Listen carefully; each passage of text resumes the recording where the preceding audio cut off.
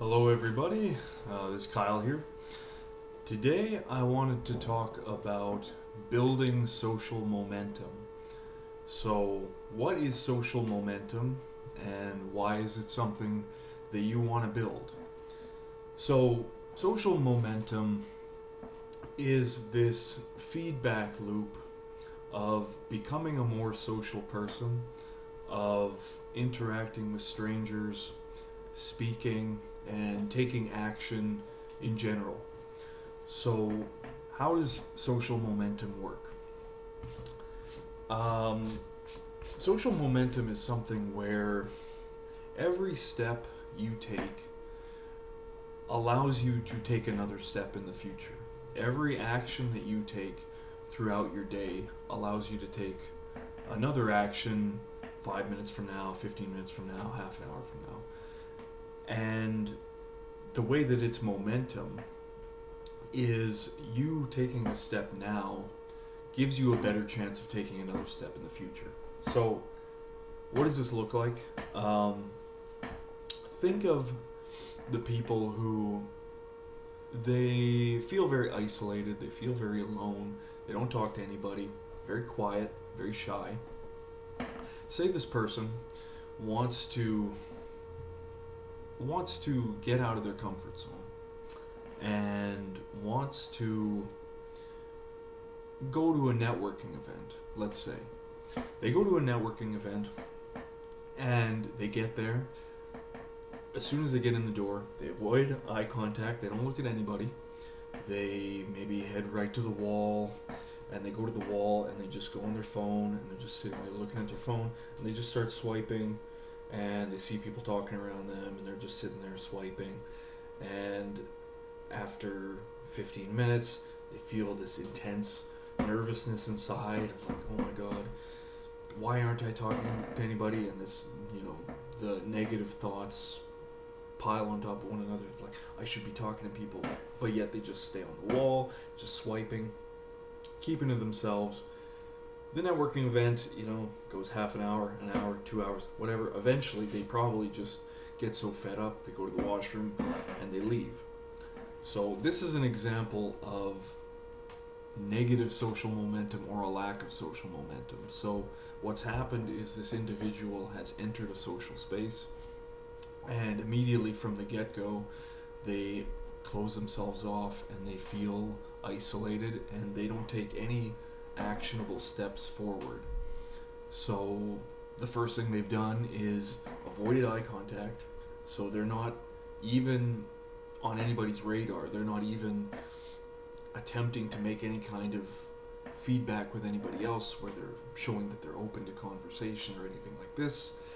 They are avoiding people and they head to some isolated corner and then they go on their phone to look like they're busy or to seem like they're occupying themselves. But chances are this person is at the networking event to meet other people, ideally to have a conversation, to maybe get some prospects for jobs, something like that. And instead, they've isolated themselves and they look like they're on their phone or something like that.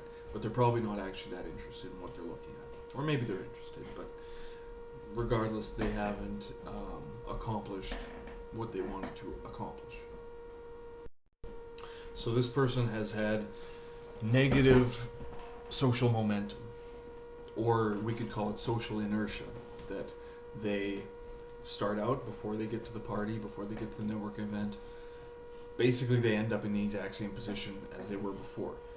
Didn't interact with anybody, didn't make any connections, didn't get a phone number of somebody to talk to, anything like that. So they basically had a point of inertia. So what causes this inertia? What causes the lack of social momentum to occur? Well, that gets us into how does social momentum start? How do you get the ball rolling? And basically the way to do it is by taking small, actionable steps out of your comfort zone. So chances are, before this guy went to this networking event, do you think that he was, talking with cashiers, and saw somebody on the street and maybe asked them a question, and talking with friends and stuff like that. Do you think that this person was had a positive sense of where every moment they were talking a little bit more and bouncing ideas off of people and having interesting conversations? No, probably not. Probably chances are that this person was isolated all the way up to the event, and then when the event occurred, suddenly now they're thrown into the middle of it, and now they feel like they have to be social. In a sense, that's kind of like skydiving, where you are in the plane and you have to make this terrifying leap out into the sky. And I've heard social situations sometimes described as social skydiving. So there's an element of that, but the way to cause social momentum where there's less of this, like, this is an amazingly huge moment, fearful thing. Instead, the way to get to that point where it's a little bit easier is to build small, actionable steps. So ideally, this should start first thing in the morning. So when you wake up, you have your first opportunity basically to step a little bit out of your comfort zone, talk to people. There are ways to do this. You can, if you live with somebody, make sure to, like, how was your night? How was your sleep? Start a conversation, get the ball rolling. Don't get in that grumpy, I don't want to go to work, blah, blah, blah, blah, blah. Because if you're doing that, then you're intentionally isolating yourself and getting stuck in your little bubble. The whole idea is to get out of that bubble and to start interacting with other people. So, small actionable steps starting earlier in the day. The thing is that a lot of the time when a person has trouble in a certain social situation, the trouble didn't start there. It started earlier in the day, or years ago, even, when a person has less experience dealing with new things, and so they lack that momentum and the steps required to eventually have kind of a sense of ease in approaching somebody else or being social. So for this person at the networking event, what could they have done differently in order to have had a bit more of a vibrant, successful time? Like, really to have had some sense of success at this networking event, what could they have done? Well, obviously success for them was, even if they'll admit it or not, nobody wants to go to a networking event and not talk to anybody, have a terrible time, be isolated. Nobody wants to go to a party and not talk to anybody and have a terrible time. People want to have a good time and want to feel like they're progressing. The only thing that's stopping them is fear and really the lack of momentum. So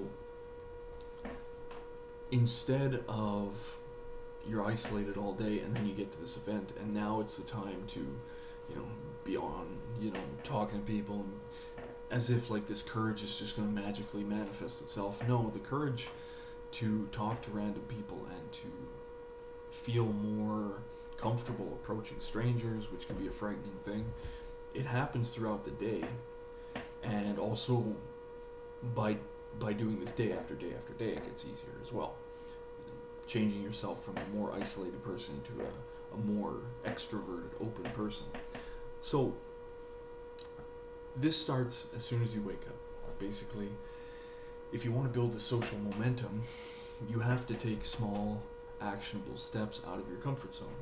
So this occurs, the first thing that you have in your day, the first fearful thing of like, I don't want to deal with this, that's probably the most important thing in the day, because that's gonna start your day. It's gonna set the precedent for how you're going to operate for the rest of your day. So say it's like answering an email at work. It's like, oh, that's something I don't want to deal with. If you can do that thing, suddenly you can change that situation from scary into, I can do this. It didn't actually turn out that bad. You know what? That's kind of fine. So you've gone from, if you can make that tiny little actionable step out of your comfort zone, facing your fear, facing a little bit of resistance, then the next things that you do are going to get a little bit easier. And that's going to build the social momentum, because it's going to build a sense of excitement in your day of like, I'm excited to actually deal with this and deal with that and talk to these people and face this kind of situation. You're gonna face it bit by bit, but you have to build that momentum. And yeah, the way to build that momentum is by taking little actionable steps. Passivity, doing nothing, and recoiling from the myriad things that you have to face in your day, the passivity and the shrinking back from these things is going to carry over to the next event. So there's a little piece of wisdom that I read recently that really seems to resonate with me, is like, when you're approaching a new event, a new situation, talking to a stranger, talking to somebody like that, some kind of social situation, it's not about that situation. It has really little to do with that situation itself. The reason that you pursue that situation and you talk in that situation and you are active in that situation is because it makes the next situation easier. So you don't do it for that situation. That situation, it can, chances are you're nervous, so you might act weird anyway. Like, first person you talk to in the day, because you're starting off on a blank slate. It can be like nerve-wracking to be like, good morning, how's your day going? It will probably be a little bit awkward, maybe a little bit more robotic, a little bit less fluid, because you are scared, and so, but if you can successfully deal with that situation, every situation that comes after it is going to get easier. So every situation that you encounter after that first initial situation is going to be easier for you, but you have to face that first situation. That's the one that's really going to be a make or break for the rest of your day, and it's going to set the precedent. Because this, we can call it social inertia or even negative momentum, almost always occurs when a person is in a situation and they face fear and then they don't face it. They want to do something, but they stop themselves and they overanalyze. Like, we could say, you start out your day, you go to the convenience store or something, and you really want to say hello, you want to say hi to this person, you want to say something to them, but instead you go up there and you're quiet, you say nothing, and you're like, oh my god, I want to talk, and they're like, okay, here's how much you got to pay, and then you're like, okay, and then you pay, and then you leave, and then there's that sense of disappointment of like, I wanted to do this really badly, but I didn't do it. So now that kind of weighs on you the rest of the day, and now you're avoiding things, and now you're reducing the potential of the day and the opportunity ahead of you. Instead of, had you just at that convenience store, I wanted to say hi, so I said hi. Hello. How's it going? How's your day going? Good morning. Something like that. You wanted to say that to the person. If you had actually said that, even if they responded like, why are you talking to me? Like, don't talk to me. I don't like you.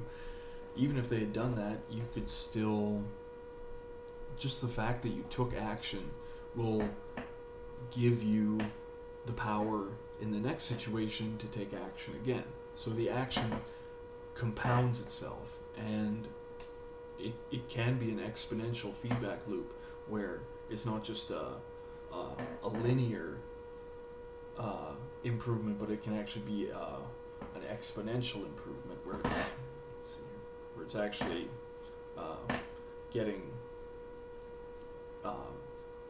not just slightly better each time, but you're actually doing much, much better things. And this can be, you see this a lot at parties and stuff too. Yes, people get drunk, and then being drunk, makes it easier for people to do stuff. But the people who start off the party social and talking to people and stuff like that, usually they'll get more, excited and stuff throughout the party, and everything will happen easier.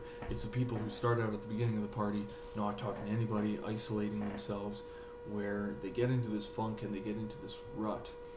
And it's almost like with drugs, you know, you can get into a bad trip or have a good trip. Well, you get into this like bad rut and you're stuck there because you didn't take these positive, actionable steps forward. Rather, you took a step back at every opportunity, and that ended up really hurting you throughout the night. So, social momentum is something that you can't you can't really deny its usefulness. You can't really deny the truth that you're either operating at equilibrium, where you are being just as social as you were yesterday, or perhaps less. Maybe you're having a bad day and you just don't want to talk to anybody. But usually it's that first step that's the most important one. You know, it's like the first step is the start of a journey. Every journey begins with a first step. It's really that first facing your fear, that first allowing yourself to make eye contact with someone, that first, you know, giving yourself open body language instead of like closed off. Like, just it can be really, really tough, actually, especially if you're a very nervous, isolated person, you know. And this is why I think people should in general not fixate on being somebody that's way out of their ballpark of who they are, you know. Like, you know, you shouldn't fixate too much on some crazy goal you have, but instead you should fixate on what's the next possible thing I can do, what's the next little step forward I can take that will get me a little bit closer to my goals. And I think for some people, if you're, say, in university and you never talk to anybody and you're isolated and you don't make eye contact, just you going from like hunched over and in that isolated posture, just you basically moving your arms and putting your head up, that's a huge step forward for you. That is actually an actionable step forward, where now you are more interacting with the world versus isolated. And really, social momentum and achieving what you want socially really has to do with this movement from isolation to expansion and interaction. So taking a little step forward is something that is really all you can do, but that's going to give you the best results. And it's also kind of a fake it till you make it thing, because you might think, oh, I'm this person who I just, you know, I don't look at anybody, so me looking at someone seems extremely fake. And maybe it's fake, maybe it's not. I had that video I made earlier about, is self-improvement authentic or not? I would say don't really worry about it too much. You know that, or at least you should be aware that certain behaviors are more likely to get you positive feelings, while other behaviors are going to give you negative feelings. So for anybody across the board, any human being throughout the world, doesn't matter if you're born in Africa or Asia or South America, we can be more or less certain that the isolated body language and closed off and not looking at people is going to generally lead to more negative feelings than open body language and eye contact, which is more of a pursuit emotion versus a restricted sense of emotion. So it really depends on where you are in a personal journey forward, and you have to see it as a journey and making positive steps towards some goal. But every journey begins with the first step, and you also find that every day is your opportunity for social momentum, and you can't rest on your laurels and think like, oh, I talked to a cashier yesterday, so today now I can do whatever. Like, the goal is, if you want to become a more social person, become a more active person, you have to push a little bit further every day, because if you don't, entropy's going to take over and you're just going to fall back to whatever is natural to you. What, like, up to this point has been who you are. Now you have to go a little bit further, and so, yeah, you talked to a cashier yesterday, but can you talk to the cashier today? Can you do it again? And if you can do it again, that's great. And you're probably going to get to a point where the things that were extreme, fearful steps before become kind of just basic for you. Like, the guy who goes to the networking event, say for him, he goes to another networking event, and this time, when he walks in, he makes eye contact with somebody, and he still goes on his phone, but at least he's looking at people. He can see people, and people can see him, and so he feels more connected to the party, even if he's by himself. That's a positive step forward, but he's probably going to reach a point where, say he does that for like 2 or 3 different networking events. Now he's gotten to the point where, like, that's not enough for him anymore, and now that he's making eye contact, that's easy, but the hard part is now walking up to somebody and being like, "Hi, how are you? What do you do for work?" So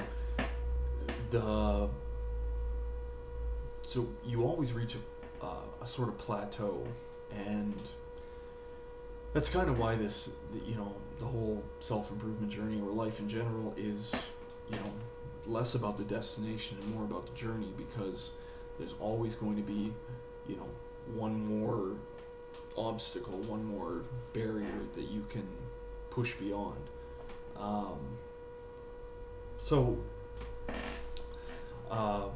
I would say, in general, keep in mind social momentum. Keep in mind that when you kind of say no to an event, you see a little store and you want to go in, but you stop yourself. It's not necessarily bad to stop yourself, because obviously, there are many things, you see an electrical wire and you stop yourself. That's not a bad thing. The setting limits on your behavior is not necessarily a bad thing, but just pay attention to whether you are setting a lot of limits and not ever pushing beyond them, and pay attention to your own balance of, like, can I take this kind of calculated risk forward? Can I take this step forward? Because it's going to be taking those little steps forward into the unknown, into uncharted territory, that are going to lead to a sense of excitement and actual interest in the world, rather than just another day, just another write-off of a day. So that was about social momentum. I hope that was interesting. I hope that you gained something from that. And if you have any comments or questions, please leave them. So have a good day.